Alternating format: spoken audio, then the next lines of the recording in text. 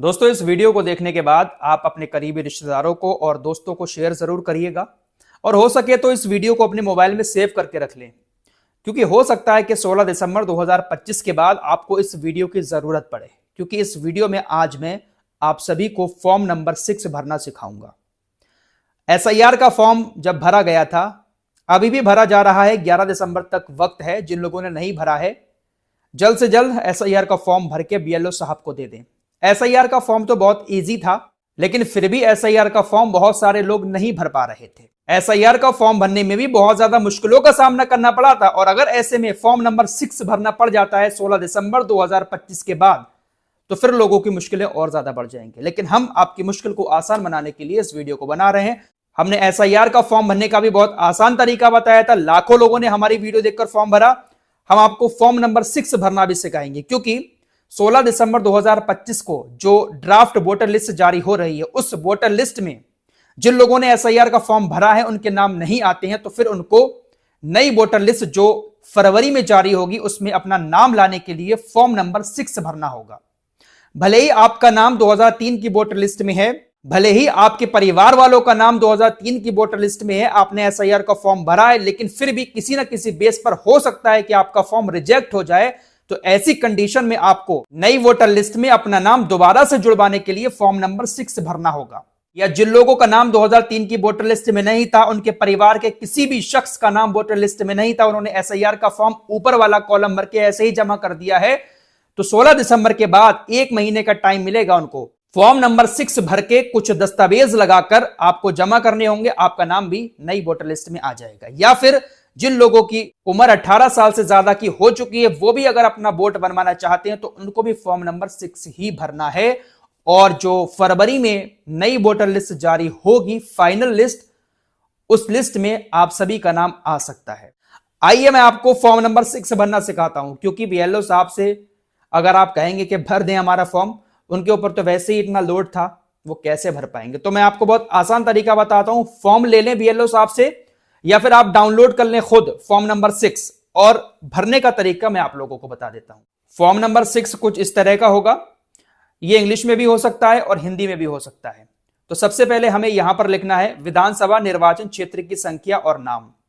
जब मैंने एसआईआर का फॉर्म भरना सिखाया था, तब मैंने आपको बताया था कि ये जो निर्वाचन क्षेत्र की संख्या है, ये आपको वोटर लिस्ट जो अभी की है उसके पहले पेज पर लिखी हुई मिल जाएगी। तो वहां से उठाकर आप यहां पर लिख दें, या बीएलओ साहब से पूछ लें निर्वाचन क्षेत्र की संख्या क्या है।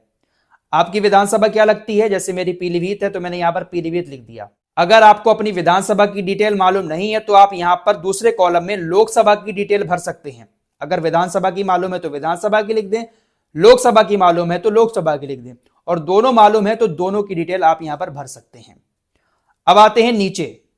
यहां पर आपको अपना नाम लिखना है, और यह नाम आपको अपने राज्य की भाषा में लिखना है। उत्तर प्रदेश में हिंदी लिखी जाती है तो हिंदी में लिखें, गुजरात में गुजराती लिखी जाती है, कहीं पर मराठी लिखी जाती है। तो आपके राज्य की जो भी लोकल भाषा हो, उस भाषा में आप अपना नाम लिखेंगे। जैसे मेरा नाम मोहम्मद फराज मलिक है, तो सबसे पहले मैंने इस कॉलम में मोहम्मद लिखा है, फिर बीच में फराज लिखा है, और उपनाम मलिक है तो यहां पर मैंने मलिक लिख दिया, मोहम्मद फराज मलिक। इसी तरीके से आपको अपना नाम लिखना है। मोहम्मद साहिल खान है तो साहिल खान लिख देंगे। उसके बाद नीचे वाले कॉलम में इंग्लिश में अपना नाम लिखना है। आप किसी भी राज्य से हैं, लेकिन आपको इंग्लिश के कैपिटल लेटर्स में अपना नाम लिखना है। जैसे मैंने यहाँ पर मोहम्मद लिखा, नीचे वाली लाइन में फराज, और यहाँ पर मलिक, मोहम्मद फराज मलिक। अब ये जो नीचे कॉलम दिखाई दे रहा है, इसमें आपको अपने संबंधी का नाम लिखना है। पिता का नाम लिख सकते हैं, माता का नाम, पति का नाम, या पत्नी का नाम। तो मैं यहाँ पर अपने पिता का नाम लिख रहा हूं, तो पिता के नाम के आगे मैंने टिक कर दिया। यहां पर मैंने अपने पिता का नाम लिख दिया, वही अपने राज्य की भाषा में। यहां पर हिंदी है तो हिंदी लिख दिया। अगर कोई गुजरात से देख रहा है तो गुजराती में यहां पर लिखना होगा। जो भी आपके राज्य की लोकल भाषा हो उसमें नाम लिखना होगा। उसके बाद अपने पापा का नाम यहां पर इंग्लिश में लिखना होगा, जैसे मैंने लिखा है। फिर नीचे ये जो एक कॉलम है, यहां पर आपको अपना मोबाइल नंबर डालना है, और नीचे वाले कॉलम में आपने ऊपर जिसका नाम लिखा है उनका मोबाइल नंबर डालना है। और कोशिश करें कि ये मोबाइल नंबर वो हो जो आधार कार्ड से लिंक हो। फिर नीचे ईमेल आईडी है, ये ऑप्शनल है, आप चाहें तो डाल सकते हैं, नहीं डालेंगे तो कोई बात नहीं, लेकिन डाल देंगे तो ज्यादा बेहतर रहेगा। यहां पर अपनी ईमेल आईडी, यहां पर आपने जो ऊपर नाम लिखा है माता पिता या किसी का भी, तो उनकी ईमेल आईडी डाल सकते हैं। उसके बाद आपके पास अगर आधार कार्ड है तो आधार कार्ड के यहां पर ऑप्शन पर टिक करेंगे और यहां पर अपना आधार नंबर लिखेंगे। उसके बाद जेंडर पूछा जाएगा, पुरुष, स्त्री या तृतीय लिंग, तो यहां पर पुरुष या स्त्री जो भी हैं यहां पर आप टिक कर देंगे। उसके बाद आपको अपनी डेट ऑफ बर्थ डालनी है। डेट ऑफ बर्थ वो डालें जो डॉक्यूमेंट आप इस फॉर्म नंबर 6 के साथ लगा रहे हैं, उस डॉक्यूमेंट में जो भी डेट ऑफ बर्थ है वही डेट ऑफ बर्थ आप यहां पर डालेंगे। डेट ऑफ बर्थ के सबूत के तौर पर आप जन्म प्रमाण पत्र लगा सकते हैं, निवास प्रमाण पत्र लगा सकते हैं, या फिर आधार कार्ड भी लगा सकते हैं, पैन कार्ड लगा सकते हैं, भारतीय पासपोर्ट लगा सकते हैं, डीएल लगा सकते हैं, 10वीं की या 12वीं की मार्कशीट लगा सकते हैं। इन डॉक्यूमेंट्स में से आपके पास कोई भी एक डॉक्यूमेंट हो वो आप लगा सकते हैं इस फॉर्म के साथ, फोटोकॉपी करा के फॉर्म के साथ अटैच कर दें और उसी डॉक्यूमेंट की डेट ऑफ बर्थ आप यहां पर लिखें। ज्यादातर लोगों के पास आधार कार्ड है तो आधार कार्ड लगा सकते हैं। अब ये जो नीचे वाला ऑप्शन है, जन्म तारीख के सबूत के लिए कोई अन्य दस्तावेज अगर आपके पास है, ये जो ऊपर मैंने बताया इनमें से कोई भी नहीं है, कोई और दस्तावेज है, तो आप यहां पर उसका ब्यौरा लिख सकते हैं कि मेरे पास ये दस्तावेज है। फिर नीचे आएंगे तो यहां पर आपका पूरा पता लिखा जाएगा, वर्तमान साधारण निवास, आपका मकान नंबर है, गांव का नाम, पिन कोड, जिला, ये पूरी डिटेल आप भर सकते हैं। ये तो आसानी से आप भर देंगे। आप ना भर पाए तो बीएलओ साहब से पूछ लें, वो आराम से भर देंगे। उसके बाद अब दूसरे पेज पर चलते हैं। ये दोनों पेज भरने हैं। पहले पेज में आपके जन्म का सबूत था और इस पेज में आपके निवास का सबूत मांगा जा रहा है। निवास के सबूत के तौर पर आपको कौन कौन से डॉक्यूमेंट दिखाने होंगे, इनमें से कोई भी एक डॉक्यूमेंट्स अगर आपके पास है उसकी फोटोकॉपी कराकर आप पीछे इस फॉर्म के साथ अटैच कर दें और उस कॉलम पर टिक कर दें। जैसे मैंने आधार कार्ड पर टिक किया है, आपके पास भी अगर आधार कार्ड है तो उसकी फोटोकॉपी करा के इस फॉर्म के पीछे लगा दें और आधार कार्ड पर टिक कर दें। पासपोर्ट है तो पासपोर्ट लगा दें, या फिर पानी, बिजली या फिर गैस का कनेक्शन 1 साल पुराना अगर इसका बिल आपके पास मौजूद है तो उसे भी आप लगा सकते हैं। राष्ट्रीय अनुसूचित बैंक डाकघर की वर्तमान पासबुक, इन ऑप्शंस को आप लोग पढ़ लें।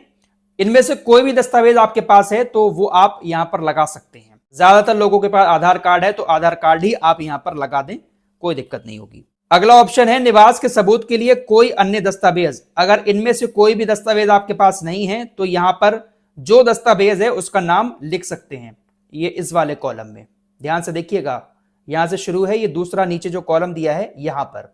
अगर कोई दिव्यांग है, जैसे किसी को चलने में प्रॉब्लम है, किसी को दिखाई नहीं देता है, कोई बोल नहीं सकता, हैंडीकैप जो लोग होते हैं, तो जो भी प्रॉब्लम है उस कॉलम पर टिक कर दें।